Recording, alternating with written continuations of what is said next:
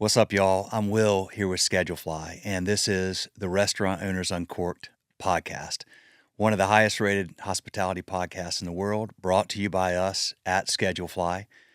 We provide a very simple web-based restaurant employee scheduling software backed by legendary customer service. If you're on pencil and paper or Excel, or you're on some software with tons of bells and whistles and features you don't need or use, Schedulefly is the perfect place for you.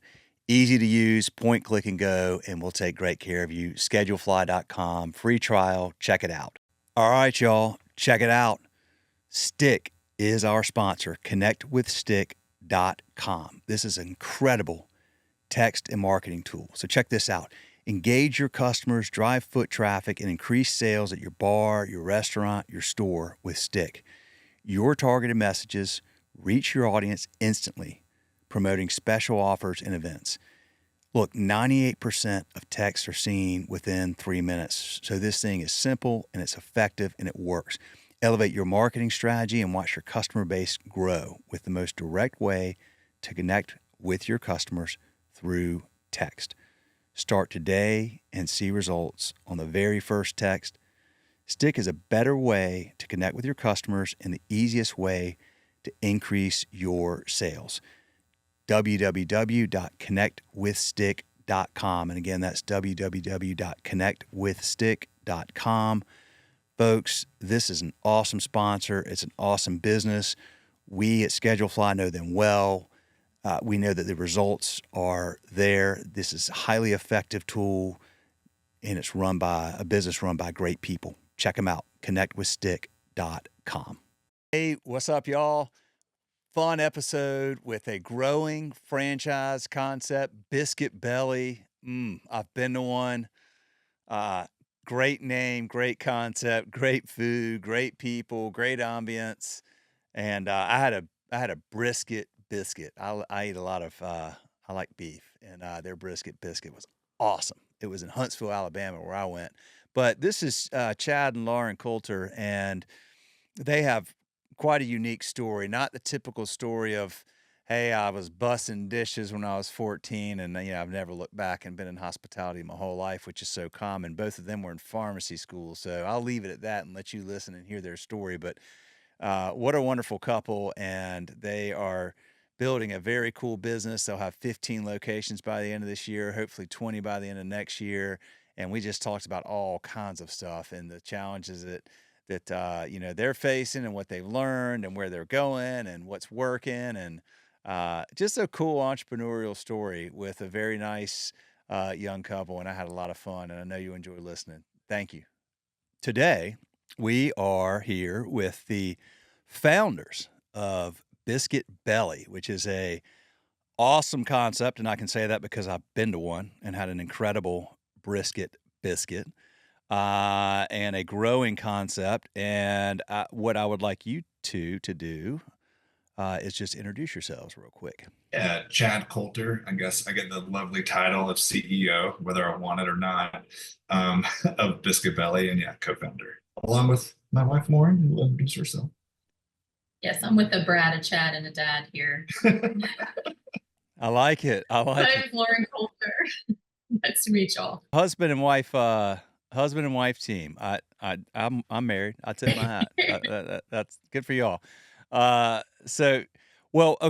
Let's get the backstory, because I've heard it, but pretend I haven't, Chad. You and I have talked a couple times, but tell us the backstory of y'all. And this is a really unique one. This is very different than a lot of the backstories I hear. Almost all of them, like 95%, are, well, I started bussing tables when I was 14, and then it kind of, goes from there. That's not what your backstory is. So tell us how you got to where you are right now today with this cool brand. Do you want to start? You got it. All right, I know. Give them the spiel a lot. So Lauren and I are both pharmacists by training. So like most pharmacists, we try to get the heck out of pharmacy. We've gone from, pushing drugs to pushing biscuits here. So we met in pharmacy school. We moved up to Louisville, Kentucky. I got a job in Louisville at a local pharmacy school teaching. funny enough. I was younger than most of the students there. But nonetheless, we got the entrepreneurial itch in, I guess it was 2010, 2011. We opened up 2 of these painting and drinking spots, and they were going over gangbusters. And we were selling a lot of wine, and it was garbage wine, right? But we were selling a lot of it. Looked around the Louisville landscape, and we said, man, there's a lot of beer and bourbon here. There's not a lot of wine. And so we're like, let's open up a wine bar. That'll be fun and easy. And that had to be a wine bar restaurant. We had to have a food component due to the rules and laws at the time. And so we formed or started a restaurant called Luvino. And that was a high-end 60 wines by the glass, like very nice stuff. And Southern style tapas, kind of shareable plates to eat. And we found a really good executive chef and a really good general manager who was kind of a sommelier in training, if you will.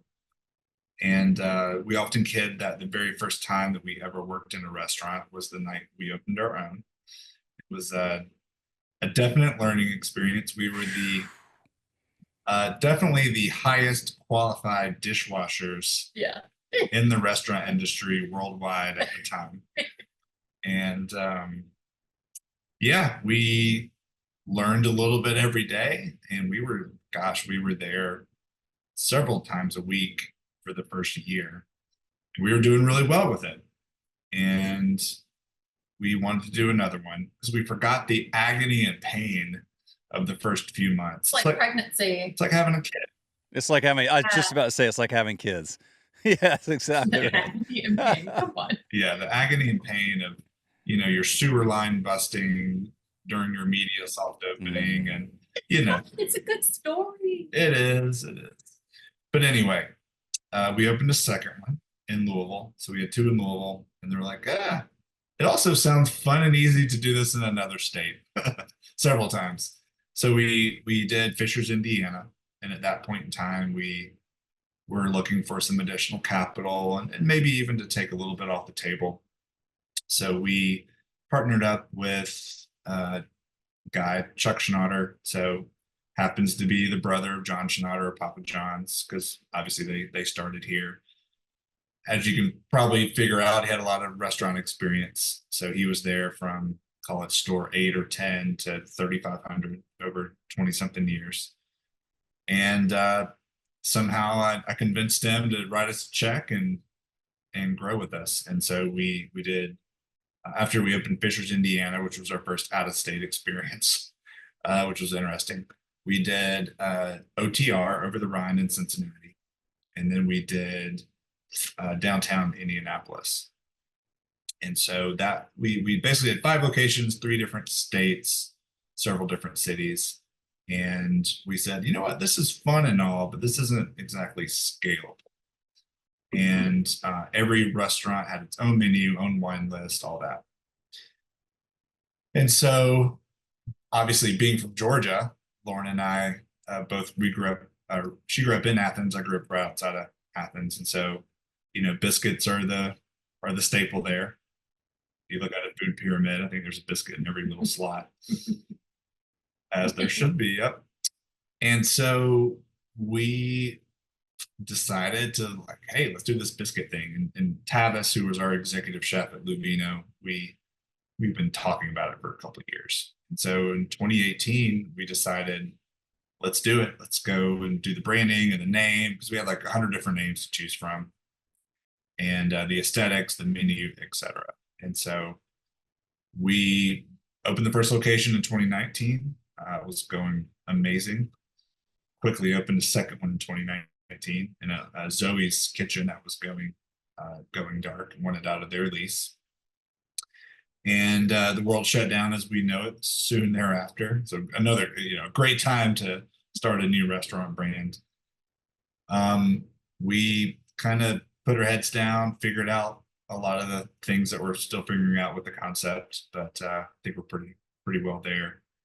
And we decided, hey, let's with Chuck's experiencing franchising, Papa John's growth, like let's go down the franchising path. The unit economics of the first two were good. And so we went down that path. So kind of fast forward to today, we just opened the 12th location in Raleigh. So we've got locations in Kentucky, Indiana, Alabama, Georgia, Virginia, North Carolina, and about to be South Carolina with two locations. One in Fort Mill, as you know, right outside of Charlotte, and then one in Somerville. And then we are working on leases and more leases in Atlanta, and then Greenville, South Carolina, as well as Wake Forest, North Carolina. So we'll end the year with about 15 open, and then the goal is to have, let's call it 20 or so by the end of next year. That's where we are. Okay. Lots to unpack here, y'all. First of all, so you go open this wine bar. You're there and for the first night, really your first time in a restaurant. And then you had five, is it Luvina? You had five? Do you still have those or did you We all? sold them in 2020 to Steve Ritchie. Okay. He was the former CEO of Papa John's between John and Rob Lynch, who just left. Okay. Okay. So you've come from this world of pharmacy to this, which is certainly has its own challenges, but in my mind, I'm just thinking like so much more sort of predictable, like what a day would look like, and the things that could go wrong are fairly predictable. And you start doing your wine. It was a wine and painting, The first thing. Yeah, my wife and I did one of those. Our paintings sucked. Yeah. Like most. But we had fun. It's yeah. closet art. But we had a lot of fun. Okay. Did you grow up with either of y'all have entrepreneurs in your family? Did you grow up like selling t-shirts in college to make ends meet, or where did this entrepreneurial bug come from? So I got into pharmacy. Personally, I wanted to own my own, but unfortunately. So you wanted to own your own. Okay. Well, there you go. All right. I got you. Oh, I have none of the itches, and I still don't feel like I totally have the itch. But she scratches a lot. I mean, the first night I met Chad, I said, what do you want to do someday? And he's like, oh, I'm going to own my own business. So from the get-go, he was pretty clear about what he wanted to do. We just weren't sure about which path to take. And I think paint and drink thing, we look back and kind of giggle about it now, but it was a really good just lesson for us around, what it's like to have a small business. And, when we sold Luvino, the folks who bought it had a team of like 5 to 7 people doing what Chad had been doing for many, many years. And so I think that it was just, everything has been lesson after lesson after lesson learned. And I'd like to say that we're pros, but I think we've done a good job at surrounding ourselves with people who are a lot smarter than us and just letting them like run, giving them the tools and getting things out of their way. And then, Chad definitely has the things that he likes and likes to tinker in, but I don't know, overall it's been a learning ride, mostly fun. Yeah. Definitely tired. Y'all, there's so many ups and downs and emotional roller coasters that come along with being an entrepreneur, but I think that if you use the fun and the tough times, as you just said, Lauren, as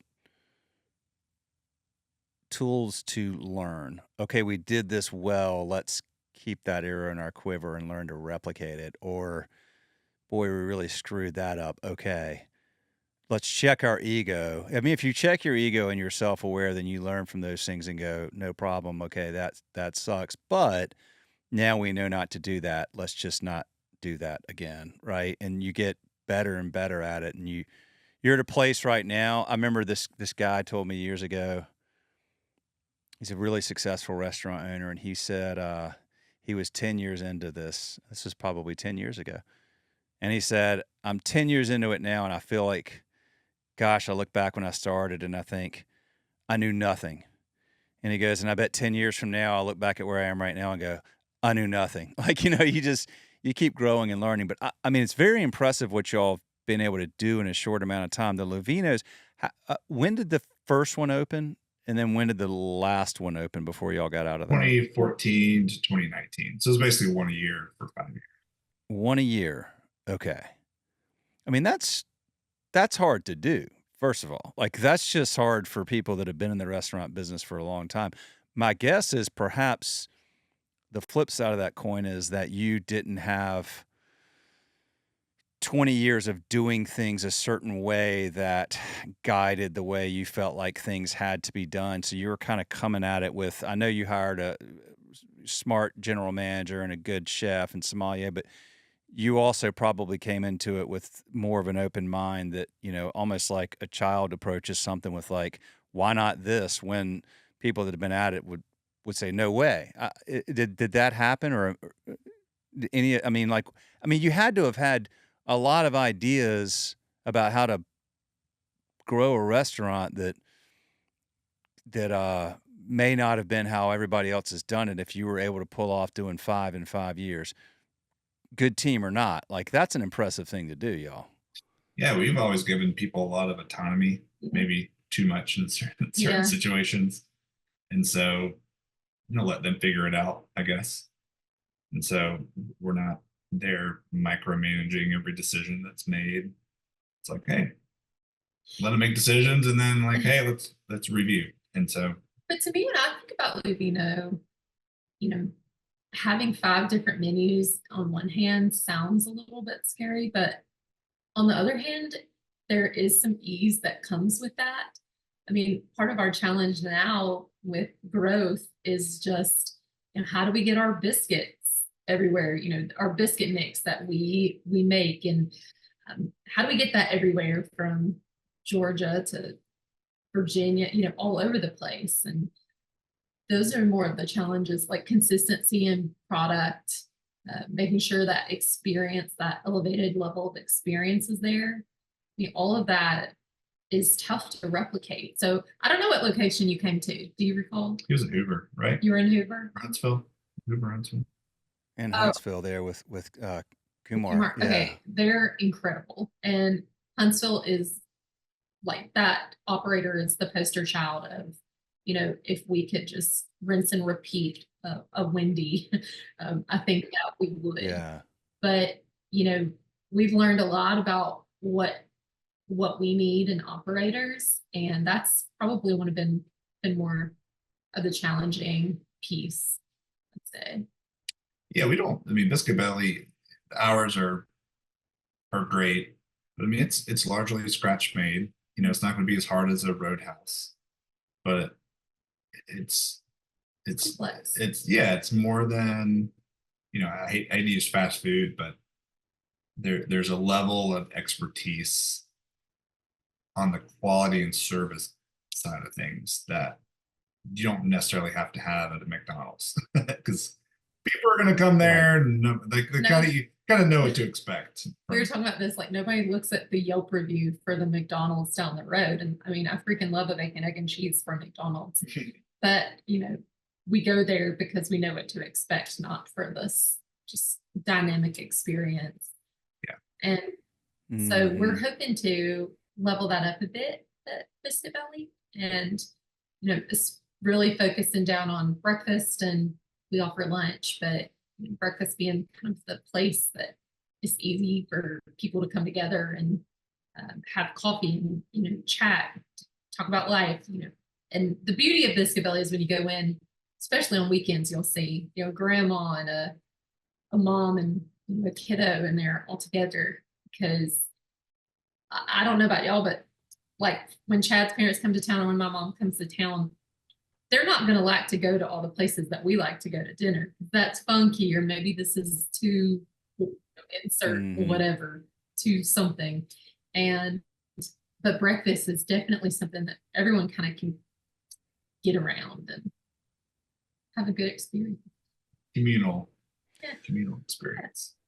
Oh, it very much is. And okay, so let's talk about then Huntsville, because that was my experience, and it was great. Food was great, atmosphere was great, service was great, everything was great. You said I think Wendy is a managing partner there, the operator there, and you said if you could sort of replicate what she does, what does she do? What are the qualities that are My y'all gosh. hope to find in other partners as you bring in franchisees? Again, it's that understanding that level of service and that scratch made, you know, just the food that we're doing. Um, Being involved in the community. I mean, it's literally all the cliche things Yep. that you always think of. What makes a restaurant successful? Well, you're involved in the community. You're out, pushing your brand and product with, your catering flyers, or just getting to know people, donating food, putting the logo on the back of the youth football shirt or whatever. Um, it's building that community around your own four walls. But yeah, again, you look at, I mean, there's so many stats on this. We actually presented these at our franchise conference, where you basically get one shot these days, maybe two.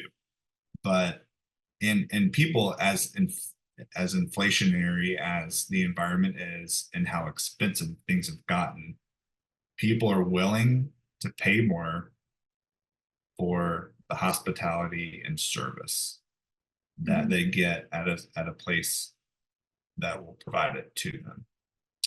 And so it's and so yeah, I mean, you look at the stores that do that, and those are the stores that do the best. Those that try to, they're not investing in that piece on their people or training or finding the right fit, and they're just hiring whoever can fog a mirror. Um, those stores don't do as well. Yeah. The thing I love about Wendy's specifically is she predicts what the guest needs before they even really know. And, she's kind of a yes and person. So, like in our stores, we have like a fountain drink set up. So you walk up, you get your own sodas, or, you get your own drip coffee. And she is the first to visit the guest at the table and say, you want me to refill that for you? Well, that's not in our process. We don't just do that all the time, but she goes kind of above and beyond. And our friend always says, happiness is the difference between expectation and reality. Yeah. And I just think that the restaurant space has such a, it's such a good opportunity to take something that is usually, we go into these things apprehensive and somewhat with low expectations, and you level it up even a little bit and people are so pleased, and you've got a customer, a guest for life. And so, because they don't expect it anymore. yeah, they don't. Honestly, especially in a fast casual model. Yeah. It's like, I'm going to do it. I'm going to bust my own table. I'm going to get my own food. I'm going to get my own drink. I'm going to do everything myself. And so I think that's where we kind of add that element of hospitality to differentiate yourselves from other fast casual competitors, or at least a majority of them. And yeah, I think that's why we have, other than the food, and the atmosphere, that's why we have a lot of repeat business. Yeah, the bar is unfortunately so low these days. But then again, it's a it fortunately, if you get that, you can do the things that we might consider no duh sort of basic stuff that really leaves an impression on a customer. Eye contact, presence, intention, not being distracted when you're talking to them, offering to refill something when they're not expecting it. That's like game changer these days because you're not going to get that. You didn't expect it. Your expectations are pretty low. And what you're expecting now a lot of times is, okay, I'm getting ready to take my family of 5 somewhere. Like, this is how I look at it. I got 3 kids. It's going to cost way more than I want to pay. It's not going to be worth it, you know. And then if there's this level of service there where we feel like genuinely welcomed and genuinely appreciated, then I'm like, okay, like that was really cool. And then we're going to go back there because that was, but what you just nailed, it was better than what I expected. It was the difference between, you know, the reality and the expectation. And it, you know, the reality now is that you're going to probably spend more than you're used to spending. So as a consumer, you're probably a little bit more discerning now. Maybe you don't go out as often. So when you go, the place better nail it. Because when you go spend, you know, $57 with tip on your, you know, family of 5 to go have a breakfast meal, whatever, you're like, if that didn't all come together really, really well, then all of a sudden, then dad's like, yeah, see guys, like, was this really worth it? You know, like versus, man, that was awesome. We should make this our spot. Like that's what Yeah. you're really going for. I mean, I think something that Chad's been focused down on, and you know, he's the visionary in our team, and so sometimes we have to like reel him in a little bit. Like, no, we're doing this, but we try. But I think something that he is focused in on hard is just the customer experience and listening to the customer. So we use a tool called Ovation that allows us to kind of hear immediate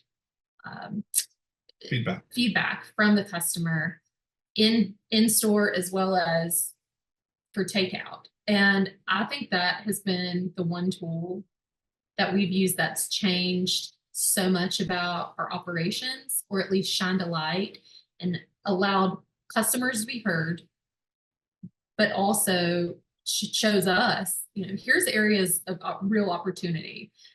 You know, for to go, we laugh, but all you got to do for a to go order is just put all the stuff in the bag. Like that is it. Which sometimes we suck at. And that's what we learned was, you know, sauces or little unique things that people order, you know, those are frequently incorrect.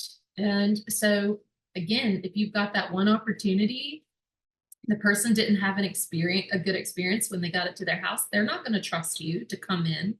And so I think the investment and the time and the tool that we've used has been critical and has also been just so enlightening. I'm glad that we do everything with it that we do. Okay, so I don't know. I want you to tell me about Ovation. I know I have heard of Ovation. I think I see the dude who started it on LinkedIn, if I'm not mistaken. Got a wall of hair. He's got lots of hair. It's so nice. Yes. So tell me, what does Ovation do? How does it work? Yeah, so real quick, if it's a to-go order, you'll get a text or email saying, hey, give us feedback. And it's basically like an angry face or all the way up to a heart face. Heart eyes. So heart eyes. Speaking emojis. Yeah, so it's all emoji based. If you click the heart eyes, then the platform asks you to leave a 5-star review on Google or whatever. If it's a 4, which is still a smiley face, but down to the angry face, then you're asked to provide feedback.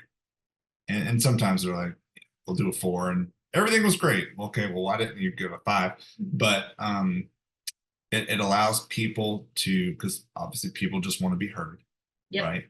And so it hopefully it allows them a chance to be heard without them going on Google reviews or Yelp or whatever and posting what they feel about your restaurant. And also allows coupons or whatever to recover them. And it keeps track of how many of those people who got coupons came back. And then there's also data that they present that says actually it's the angry customers who were heard got something in return end up being your like most loyal people because like you fixed it in real time. And so we're getting text alerts and you can message these people immediately. And so we keep track of not only the store's score, but how quickly they respond. And so I mean, it's a very valuable tool. We learned a lot. I mean, immediately when we turned it on, we're like, oh, we have a lot of complaints about how much gravy we're giving in a to-go cup. Yeah. You know, and so we increased the to-go cup size and those complaints went away. We get complaints about the drinks were forgotten. Well, we start highlighting the drinks on the receipts and now we don't get drinks forgotten complaints. Some people at a certain store may complain about the biscuits being dry or cold or whatever. I'm just, making stuff up. But then we're like, okay, well, let's visit that store and see if they're making biscuits correctly, or are they keeping them for 10 days or something instead of making them fresh daily. So like it just gives you immediate, almost like 500 secret shoppers every week. Yeah. Is the best way to, but it's like very actionable, easy to understand.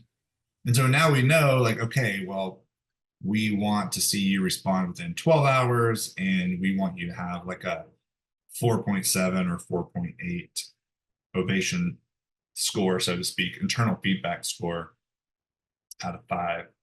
And if you're dipping below that, then hey, let's see what's going on. All right, y'all, check it out. Stick is our sponsor, connectwithstick.com. This is an incredible text and marketing tool. So check this out. Engage your customers, drive foot traffic, and increase sales at your bar, your restaurant, your store with Stick. Your targeted messages reach your audience instantly, promoting special offers and events. Look, 98% of texts are seen within 3 minutes. So this thing is simple and it's effective and it works. Elevate your marketing strategy and watch your customer base grow with the most direct way to connect with your customers through text. Start today and see results on the very first text. Stick is a better way to connect with your customers and the easiest way to increase your sales. www.connectwithstick.com. And again, that's www.connectwithstick.com. Folks, this is an awesome sponsor. It's an awesome business. We at Schedulefly know them well. We know that the results are there. This is a highly effective tool, and it's run by a business run by great people. Check them out, connectwithstick.com. That's really cool. So the scores that come in that are not, well, what you're doing is you're preempting somebody being angry and deciding to go to Yelp. Now they feel like they give the worst one, whatever the angry face. They're the most likely people, for whatever reason, they're upset, and they're the most likely people to go on Yelp. And of course, those things stand out more on Yelp than anything. And you now have an opportunity to go to contact the person directly. I see you had a bad experience. We'd love to resolve it. So is this the GM in each store that does this? And you'd like them to do it within 12 hours. So somebody goes, they're angry. They put this thing on there like, rawr, and then a GM, what do they call them? Do they text them? Like, how do they get in touch with people? Bad, but yeah, you text like, hey, I'm so sorry about that. And they have like this AI thing where you basically press a button and it takes what that person wrote and makes an apology. So if they wrote about cold gravy or whatever, it'll say, Sharon, so sorry about your cold gravy. We hope to see you next time. Here's a $10 coupon. Like that's all, press of a button.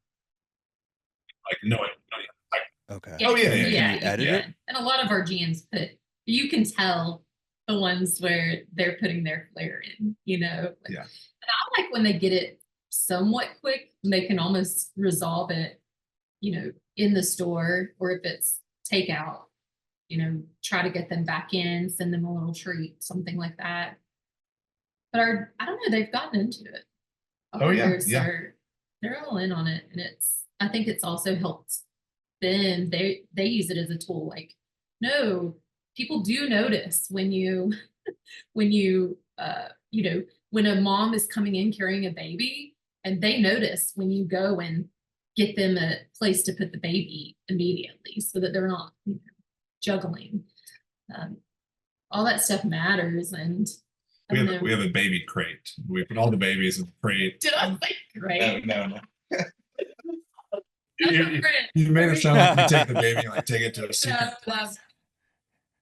Here, let me take the baby over to the. We're like We have a baby. Biscuit Belly, baby. We could be a location. Well, what you said is so important. I think that everybody needs, like, the universal common language is validation. I want to know that I matter. And so we're so used to feeling like we don't matter nowadays. Like, just call any company and 800 numbers and some system that just sends you through and you can't get a real person. And by the time you do, that person is not given the autonomy to really do a whole lot about it. And you just feel like, man, I don't matter. And if you go through that enough, you just get so frustrated. So then when somebody actually makes you feel authentically like you matter, it changes the game. Like you said, somebody who's angry and then gets the text or the phone call like, hey man, like, Will, I'm sorry. Like, we blew it. No doubt. No excuses. Like, we fully own it. Can we earn your business back? Like, who would, 99 out of 100 people be like, holy cow, yeah, okay. Like, what do you got for me? And then you follow through and you execute and you're going to nail it. And then they're like, yeah, I guess you said it. Like, they become your not only your most loyal customers, they probably become, because, on one end, they're people that might get angry enough to leave an angry review. They're also probably the people that are the most outspoken advocates for brands that they 100%. love. That's what we hope. So, okay. Well, you've got the challenge of finding the right franchisee, which is not easy. You probably learn each time. They have to find the right people on their team to execute on this. It's hard to find people that, want to work in a Biscuit Belly or work in any sort of restaurant or hospitality business that have all of this wonderful confluence of skills that make guests feel great for the amount of money that they make working in a place to do that, because a lot of those people probably find other things where they can make more money or whatever. But then I look at something like what you're doing and I think, okay, well, it's new. It's got your branding's great. You're like, just the light, like everything in there was positive and upbeat. And like, I like good lighting, and I go in there, it just seems like fresh and new and upbeat. And then you have this growing concept. So you're giving people opportunities to grow. I'm sure if I'm a franchisee and I buy, I don't know, like whatever, like Somerville, that sounds like one, because I didn't hear anything else around there. But maybe I've got opportunities to grow, and if I'm growing, then the people that I'm hiring can grow with me. So it's this good cycle. I would think, is that this kind of stuff y'all talk about and think about as you try to find the right people to help you? Yeah, grow? for sure. Yeah. I mean, it's we're not looking to bring on a brand new person who's never run a business and never owned a restaurant before.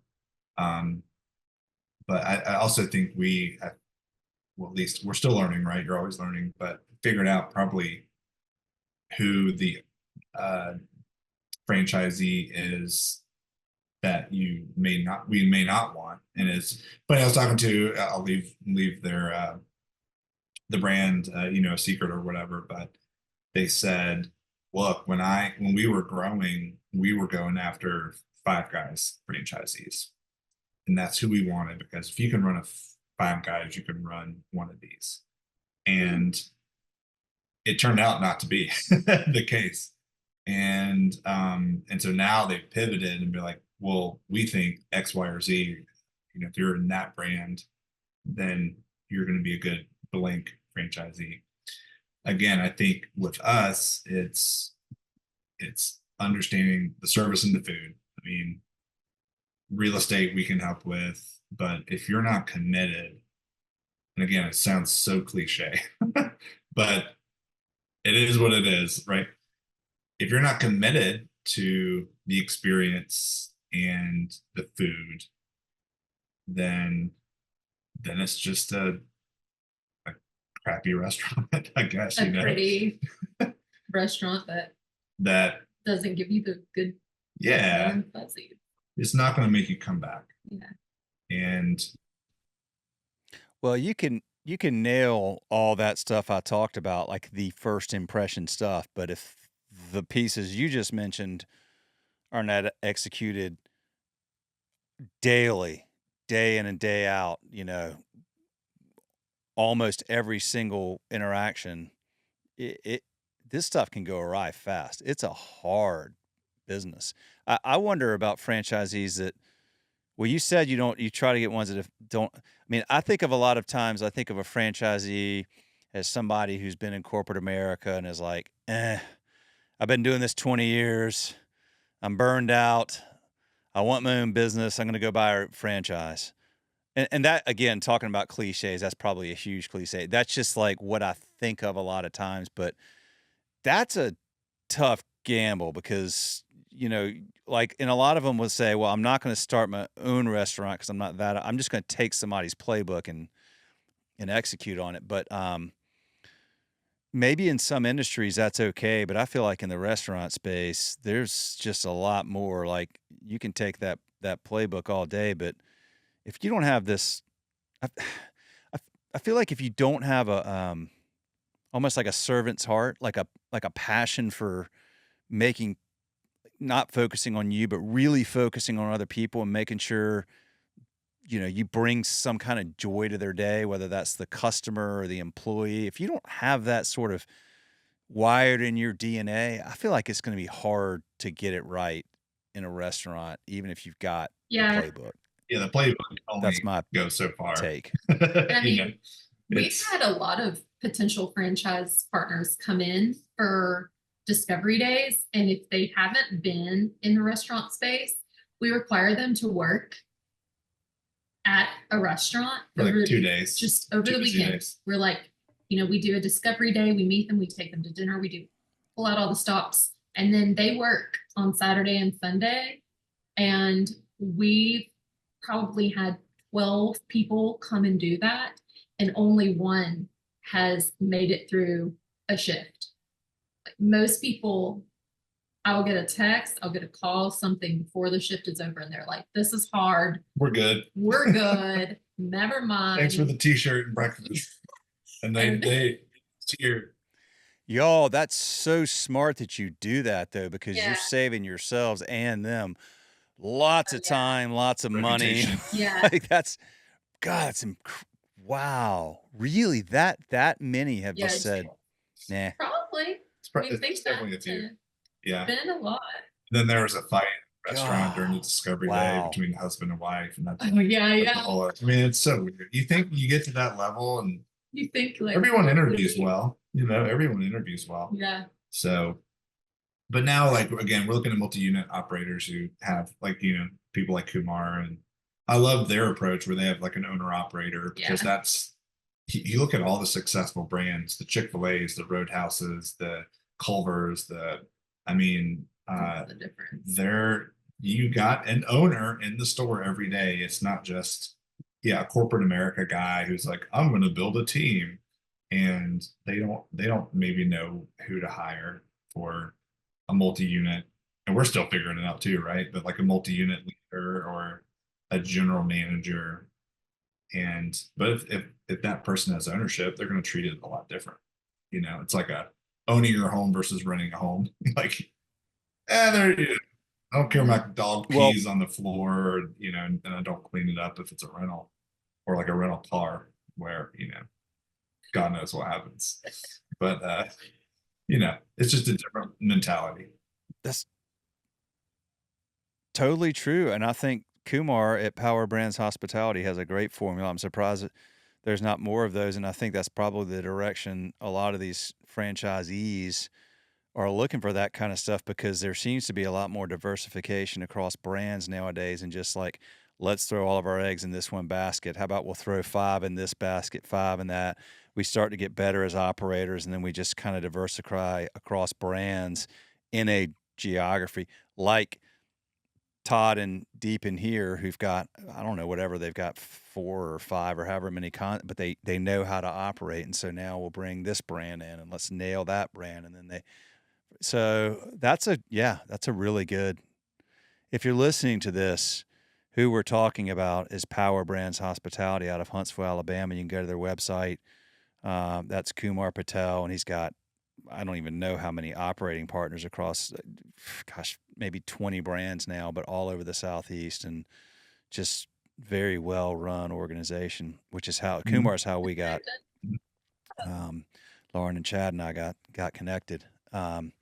So, okay, so you'll have how many? But you 15 by the end of So this we'll year? have Charlotte and Fort Mill that will open kind of end of August, probably end of September, back to back.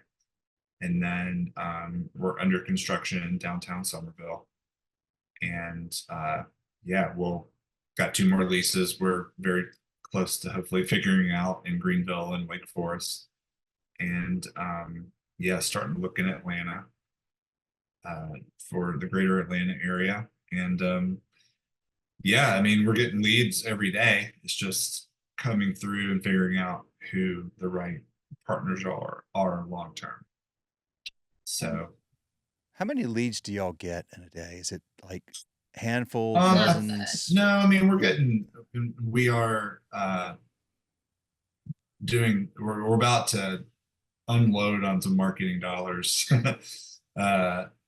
with the new firm, but I think we're averaging like 2 a day, but we're not spending that much Okay. right now, but we're about to open up the floodgates and really push on the marketing side.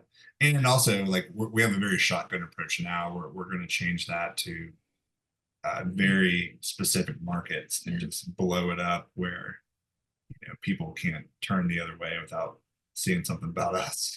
So that I think is the better strategy than just looking at the whole U.S., let's say, and just one in Iowa, one in Florida, one in Arizona. Like, that doesn't make sense growth wise either. No, because you need like your brand to have some recognition and interline.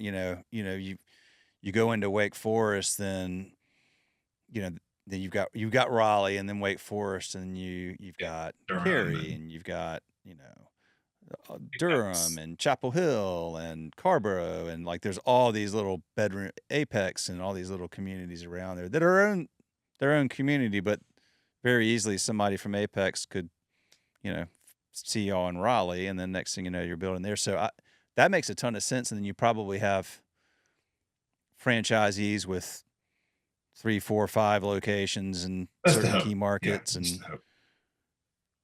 it gives them an opportunity to grow in their market without having to. And then you're able to get your arms around. I mean, because then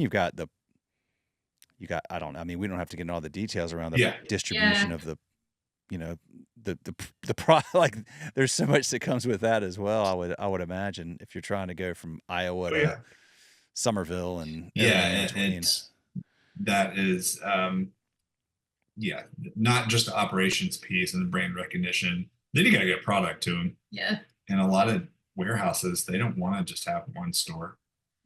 Like, your products become really, really expensive in that case, because you're paying freight for all these products being shipped all over. And there's ways to help mitigate that, but still, we had one store in Richmond, out of the Richmond OpCos or Chesapeake store, and then now we have 3. We're about to add 2 more with the Charlotte, because they'll actually be serviced out of Richmond, Virginia.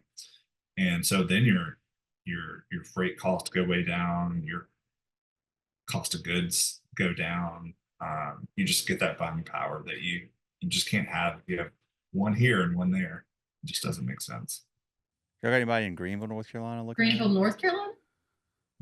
South Carolina, Oh. we're going to do that Oh. one. I know. Yeah, Greenville, South Carolina's Yeah, have you I been? love Have y'all their been to Greenville, South downtown. Carolina? We almost had a spot and It's locked in downtown, but it got away from us. So we're gonna be, I forget which way it is where we're gonna be, but kind of more the suburbs, and then hopefully fill in the downtown store eventually.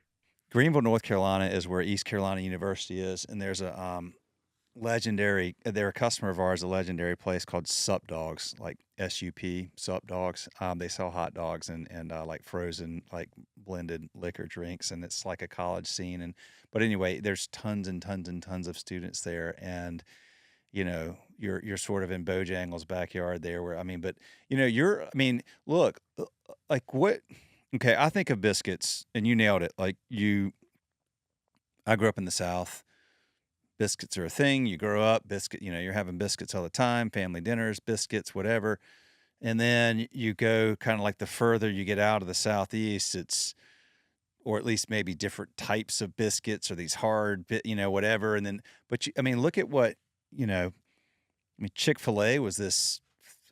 I'm 50 now. So when I grew up, it was like this little thing here, in a few states in the Southeast. And now there's Chick-fil-A's in Manhattan and California and everything else. Southern food, it travels well. People, it's this comforting, like down home stuff. Like it's, people like that. And then it becomes this sort of like a thing that, we don't get here in California but eventually you do. And but gosh, y'all have, you've got 15, so I'm getting so far ahead. But then you'll do another 5 next year. So that's like, yeah, like 33% growth. Do you look at percentage of growth or number of like 5 a year, or is it just, you just kind of go with whatever seems to be working? In other words, like, could you do 10 next year, or are you just not ready to be able to do that many we would have short amount to of be time? really strategic. But the good thing is, the more stores you have, the bigger your infrastructure. And even if they're franchise locations or joint venture or whatever, you can start pulling from those. If you just have 2 stores and you're trying to go to 10, that's a lot harder than going from 15 to 30, in my opinion, just because you have the stores to pull from. And Yeah. the good thing about the good and bad thing about development is, like, we're looking at stores in Atlanta, right? And some of them don't deliver until 2026. And Yeah. so you're like, okay, well, in a year and a half, I may need to hire some more people. So that if you're building that pipeline, you've got plenty of time. It's not like they're going to open next month. Even if I had a store today, it's 6 to 8 months. So you start to be able to predict and understand when these things are going to happen. And so far, gosh, the 2 in Charlotte will probably be the closest back to back. And we had Hoover and then Huntsville back in 2023, February and March, and that was fine. And then you have like a 4-month break, and then you open another one, and then 2 months later you open another one. So right now it's very spread out, just because the pipeline isn't like getting stacked with openings. But I wish it was more stacked than it currently is, but we would be able to figure that piece out relatively quickly with how much time it takes. We've got a great team.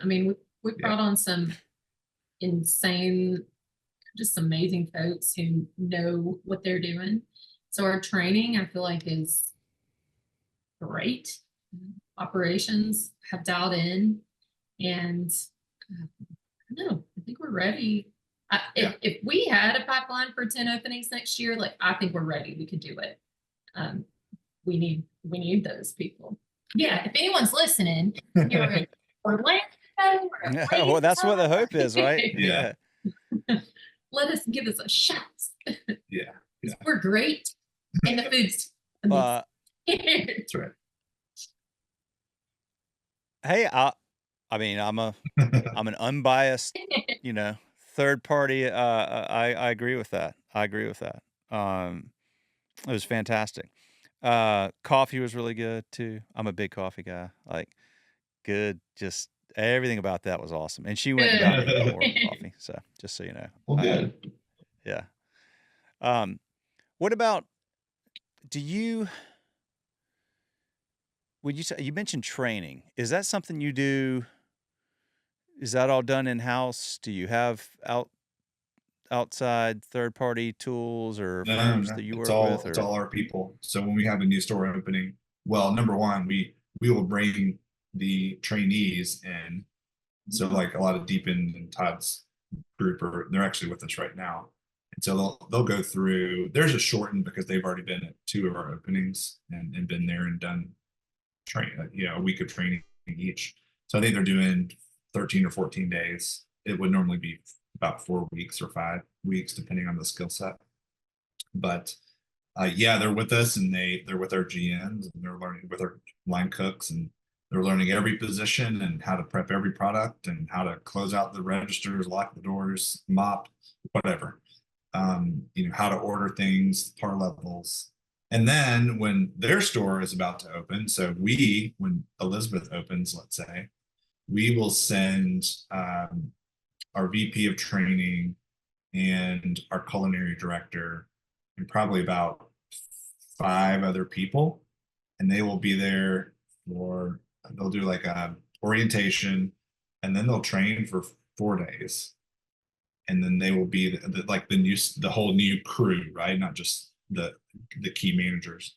So they're training 40 people, let's say, hourly people, Monday through Friday, and then they will have our friends and family day, Saturday, Sunday, which is like that true test. They'll have Monday off, and then they'll open to the public that next Tuesday. So it's basically 4 weeks of training for the key personnel at one of our corporate stores. And then we send 6, 7 people. Some will stay for upwards of 2 weeks at that location. And now that gets them through their first, which is likely going to be a very busy weekend, that first weekend. So that is what we do. And if things are just, crazy, then we would figure out, okay, how do we maybe keep some additional people here for a longer period of time just to make sure it's running smoothly. Because people often screw up the grand openings and they try to go too big too quick. Another thing we do, just from a marketing standpoint, not to be wasteful, is we do these like mock Saturday, Sunday hours where we're putting in $2,000 worth of orders in over, kind of back to back, and see how the kitchen does. So it's kind of like Bar Rescue, right? Where John Taffer comes in and screams and cusses everybody out. We don't do that. We don't do that. And then, they invite like the entire town at one time. They're, of course it's a crap show, but so we basically do that, but in a somewhat controlled environment before real people get there. And then we'll take all the food and we have these catering pickups. So we'll go out to the community and say, hey, sign up for a time slot and just come pick up a whole bag of food, take it to your office, or we'll deliver it. And then, so it gives us practice. We're not just throwing food away, and then we're able to kind of get the word out. So it's multifaceted as far as that's concerned. Do you and do you all go, like, do you two travel to every new site, every new location, like as the franchisee is finding them, or do you go once they open, or both? Or Yeah, Chad likes to lay eyes on Okay. I'll go to everyone. piece of real estate, and then I usually am working with them the whole way through the opening process, and then he goes back for the VIP. And we have a kid, so if it makes sense for me to go, I can go, and if not, that's okay. But yeah, he and Chuck always go to our openings. Yeah. And do you have any franchisees that own the real estate, or is it typically no, a lease? Yeah, they're all yeah. Okay. Is that by design, or would it be good to have? So to them, it just slows the process way down. I know people were taking Okay. 2 or 3 years to get like build a Zaxby's and open it, right? Because all the if it, just all the stuff you have to go through. It's like freestanding and drive through, the number of parking spots and the cost of land is insane. I don't think it'll ever make sense with the volumes that we do versus, again, a Zaxby's or one of these other freestanding QSRs. Um, so, so yeah, I don't know if it'll ever make sense to do it solely for us. I mean, if you wanted to build a small strip center, and maybe we're at the end of it, and there's a couple of other tenants, like that starts to make a little bit more sense. But it's just a process. Gotcha. Okay. Well, okay, that makes sense. So I think of a strip center like Trey, Trey does a lot of Publix Yeah, you ever talk centers or whatever, where and then you got like some end cap thing and it's typically going to be in some new area and probably, good demographics, and because Publix is not going to go somewhere that's not going to have like probably the same demographics you're looking for, I guess. But then over here in Elizabeth, this is a more historic, seasoned part of town. So what was there before the Biscuit Belly? Was it no, it was another actually restaurant, a or was it Dollar just... General, and it was an ugly building, and then now it's beautiful. Like they totally did the front facade. It's got this great curved roof on it. It's probably gonna be one of the prettiest ones. But yeah, it was an old Dollar General, ceiling tiles falling down, and now it's gonna be this great repurposed multi-unit, like higher end spot. Just ripped all the ugly. They ripped all the ugly off and just totally redid the facade. I think I know the guys who are doing that. That's like an old part of, I mean, there's just sort of some delayed gentrification for stuff like that around here, because that, like, a Dollar General is not what this market is probably looking for. You don't go to the Crunkleton and then walk over to the Dollar General afterwards. Some cheap paper towels after I spent $20 on a cocktail. Yeah, right. Yeah. In Fort Mill, are you coming into the old downtown area, or are you over there on the other side of the interstate? Yeah, right in front of the Earth Fair. There's a Firebirds that's going there. Oh, yeah. Funny enough, right next to the First Watch. So, yeah, we go. Oh, okay. Yeah. I guess that's First Watch is one of your. That's a competitor. Same day part. Yeah, I mean, they're same day part. Yeah, this is a different feel though. So we're going to skew a little younger, like on average. I would say probably by a decade of first customer. Yeah, that's a ladies who lunch place. That's the way I kind of look at it. At least like where I live in South Charlotte, like that's a different. That's not what I would imagine, having been in a Biscuit, but I don't think. Yeah, okay, I see what you're saying. But those are good day parts. It seems like to me, breakfast and lunch. And then people have I mean, which is not common in the restaurant world, is you can actually offer people sort of a life outside of work, right? Like, is that part of the pitch? Like, you get up early and come in, but then you've got the day, like, you've got an evening, you've got time with your kids. We do not have nearly the issues with staffing that dinner time places do. Yeah, I bet. That's really cool. What else have we not talked about that we should talk about, y'all? This is a lot of fun. I really enjoyed hanging out and listening. By the way, what's the name of that dog back there? I see rolling around, getting comfortable. That's Teddy. It's crazy. Teddy? What kind of dog is that? Shih Tzu poodle mix. Crazy. He's okay. Basically just a mop with legs. A mop with legs. Is he hypoallergenic? Yeah, he doesn't shed. Yeah, he doesn't shed anything. He looks comfortable hanging out back there. We've got 3 dogs. I love dogs, so I had to ask. Oh, we had 4, and one of them passed away just a couple months ago. We're gluttons. We live on a farm. We have 4 dogs and horses and 3 kids, and we like the activity. It's crazy. We have restaurants. We have a lot of kids in the restaurants. Yeah, no, one kid, one house, one dog. One wife. One wife, one husband. We have. That's the mantra. It's one of everything. Well, we just have craziness going on in different aspects. Y'all have it in my business. I have it in my personal life. My business is pretty simple. It's like simple scheduling. We've only got 5 people in our business, and we just like so that allows me to have all the craziness in the personal side. But y'all, this has been a lot of fun, and I love your brand, and I love what you're doing. Y'all have.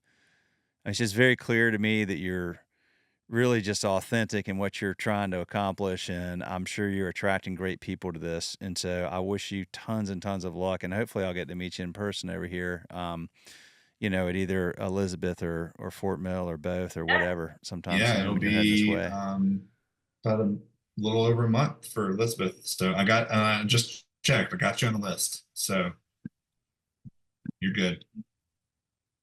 Will you No, drive we'll when you fly. come here? Yeah. You'll fly? Okay. It's Oh, a No, pretty no. drive. That's why I asked. That drive back from Huntsville. Yeah. Oh, wait, because you're coming from Louisville. I was thinking Huntsville. You're coming from Louisville. Oh, yeah, that's a haul. Yeah, you definitely ought to fly. Yeah. Well, good, y'all. Thank you so much. Yeah. Appreciate you very much. We'll probably have this thing up in about a week. I'll send you the files once we get it up. And yeah, good luck. I just with everything, and thank you for the opportunity. And we'll stay in touch. All And right. hopefully We'll get to see hang you out hopefully in person. late next month. Go Biscuit Belly. All right. See ya.